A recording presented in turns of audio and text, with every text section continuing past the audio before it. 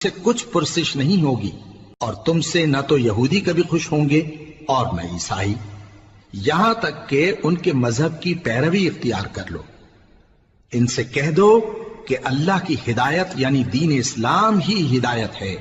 اور اے پیغمبر اگر تم اپنے پاس علم یعنی وحی الہی کے آ جانے پر بھی ان کی خواہشوں پر چلو گے تو تم کو اللہ کی پکڑ سے بچانے والا نہ کوئی دوست ہوگا نہ کوئی مددگار۔ جن لوگوں کو ہم نے کتاب عنایت کی ہے وہ اس کو ایسا پڑھتے ہیں جیسا اس کے پڑھنے کا حق ہے، یہی لوگ اس پر ایمان رکھتے ہیں، اور جو اس کو نہیں مانتے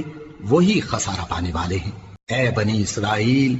میرے وہ احسان یاد کرو جو میں نے تم پر کیے، اور یہ کہ میں نے تم کو اہل عالم پر فضیلت بخشی، اور اس دن سے ڈرو جب کوئی شخص کسی شخص کے کچھ کام نہ آئے، اور نہ اس سے بدلہ قبول کیا جائے، اور نہ اس کو کسی کی سفارش